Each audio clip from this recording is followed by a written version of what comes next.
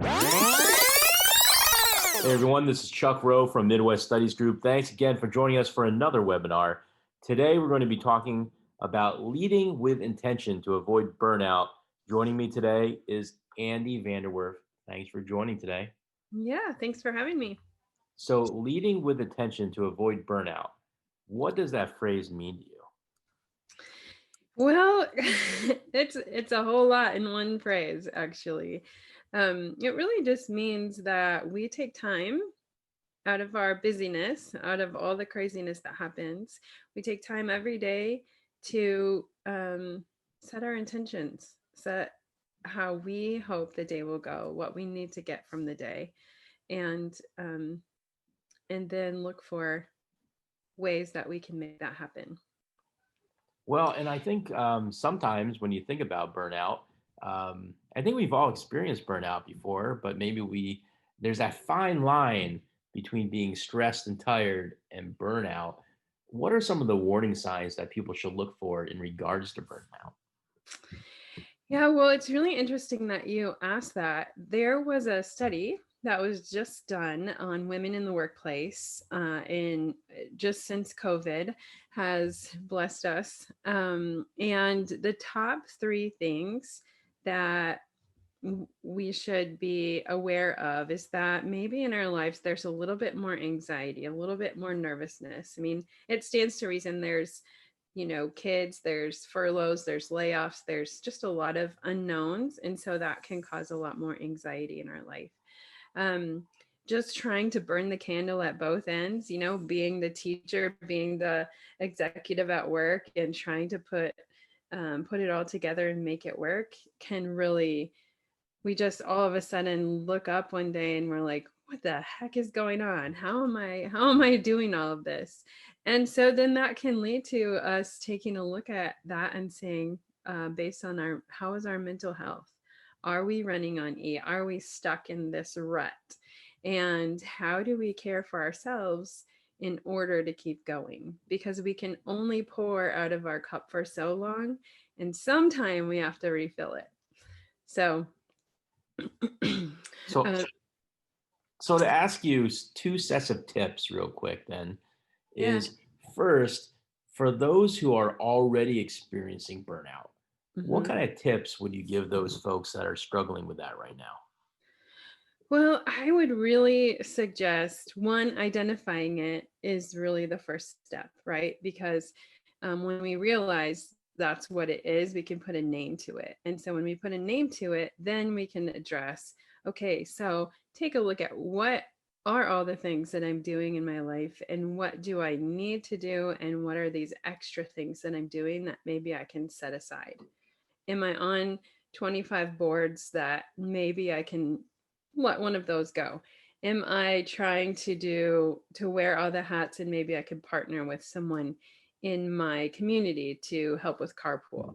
So just identifying, one, I'm burnt out, two, I need help, and that's okay to ask for, and then figuring out how do you get the help that you need or alleviate yourself from some of those roles that may not be number one right now. And that's the tough thing about being, let's say, quote unquote, a strong leader. Um, you don't want to admit that you're burnout. You want to blame it on just being tired or being stressed because you don't want to look weak. So you bring up a really Absolutely. good point right there. I have a true or false question for you today. Do you want to Yeah, answer I would love to. it? So, true or false? Women are now living longer, but their well-being is decreased.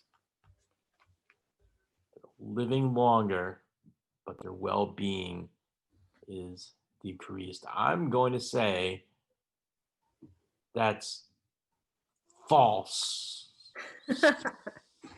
Well, I know you meant to say true because it is true.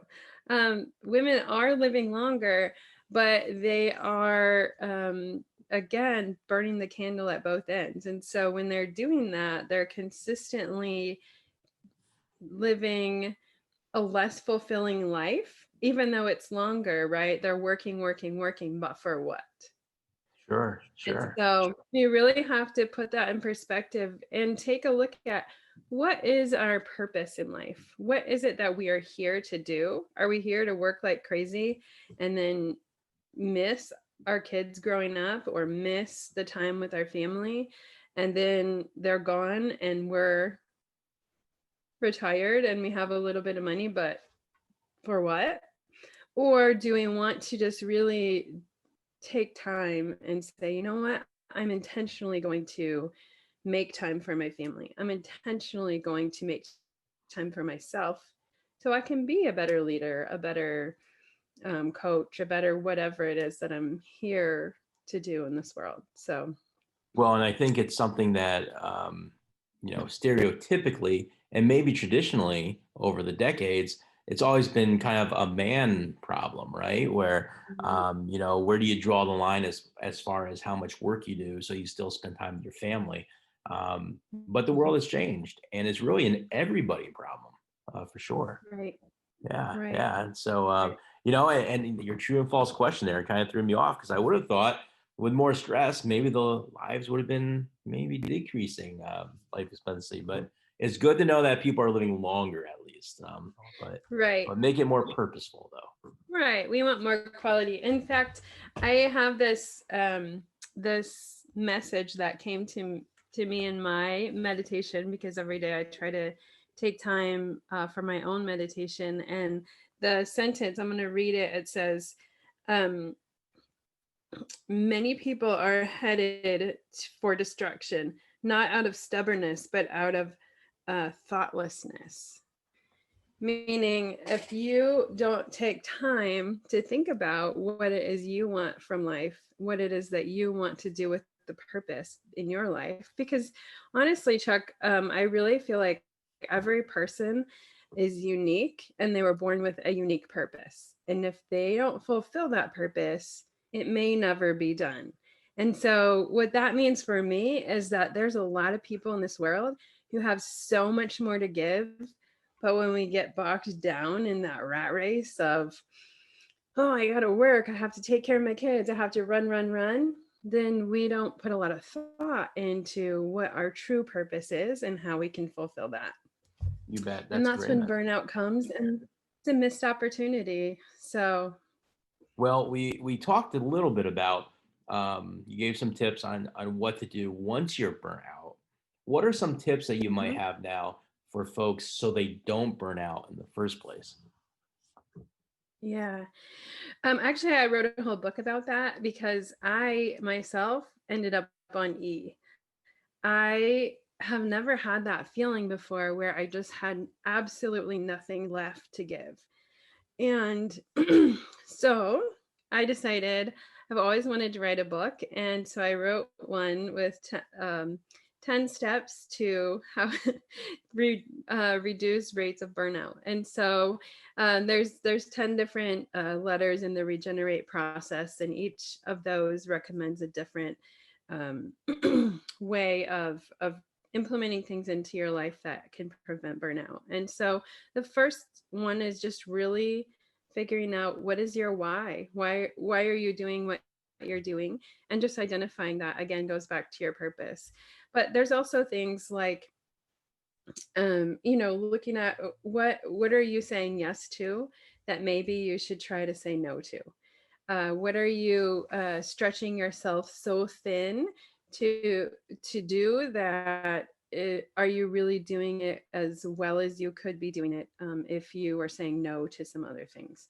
So just kind of examining what you're committing to, and just starting. It's okay to do it now. It's okay that you said yes to so many things. I was the yes person. But there's also this thing about eating a frog. I don't know if you've heard about this, but there is a book called Eat That Frog, and basically it just talks about how do you decide what's most important now, and then just focus on that and devour that and do the best that you can there, so that you can use that as a stepping stone then to move to the next thing. um, but when we say yes to everything, that's when we get burnt out. So we really just have to take time to examine and see what it is that we're saying yes to. Now, what advice would you give? Because you talk to leaders, I mean, worldwide. I mean, you're helping leaders, get to the next level, and especially help them with their whole process of not feeling burnt out. I Mhm. know is very important to you. So, when it comes to the board president role, being supportive of executive directors, what could Right. board presidents do to help make executive directors just feel less stressed and, maybe supporting them? I thank you so much for asking that question because I think that's a huge, especially because executive directors are caught in this really hard place of trying to be their authentic self and trying to please the board and trying to please their clients. And so the board president can really just check in with the executive director, can adopt some of these practices themselves and try to encourage the executive director to do the same, but things like looking at your policies about taking time off every quarter and making sure that they take time off, not just say that they're going to take time off, or looking at their benefits packages, or just really encouraging self-care within the organization as a whole, because it starts at the top, right? Oftentimes when the leader implements something like that, then it can go down to the rest of the organization, and it can truly make or break an organization. So the board president plays a big role in that. Well, and a lot of times, I mean, there's been studies that have shown that folks who think that hard work comes from giving less vacation to their employees is actually the opposite. Like the harder work comes when you give plenty of vacation and PTO to your employees. So on what you're talking about, just something for people to make mental note of if you're a board president out there. Yeah. And I think there's a case to be made both ways, right? When we feel like we take vacation, we feel like we do have more stress, but at the same time, the board president's role is to say, you know what, when you invest in you, you're able to invest in so much more. When you don't invest in you, you may not be as effective, and I need you to be top of your game. So this is what I encourage you to do. So, for people to learn more about your book or to get more tips on how they could avoid burnout in leadership, where can they go to learn more about this? Yeah, they can go to my website, which is gtaconsultingllc.com, or they can go to the Facebook page, GTA Consulting LLC. Um, and I have implemented something especially for this. It's a night off. And so I would love for people to participate in that, because it's just a way to just remind ourselves that it's okay to invest in us. So, Okay. Well, now I think everyone does need to go there. I'm going to go there because I want to find yeah, out what this night off is. yeah, Um, it's fun. It involves wine, so it can't be too bad. so, well, before we let you go, do you have any last words of wisdom for anybody? I just really think that we all owe it to ourselves and to the world to change the world with our story, because we all have the opportunity to make an impact based on the story that we've been given. And so, how we use that matters, and it matters to how we win in this life. So, I just encourage people to take a look at that and really understand what their true purpose is. Well, thanks so much for the advice today. I'm going to take some of it myself. I thought it was great. And I'm good. Like I said, I'm going to go to your website, learn a little bit more. So thanks for joining us today on our video series. Everyone else, thanks for joining and watching this video. Chuck Rowe from Midwest Studies Group. Catch you next time.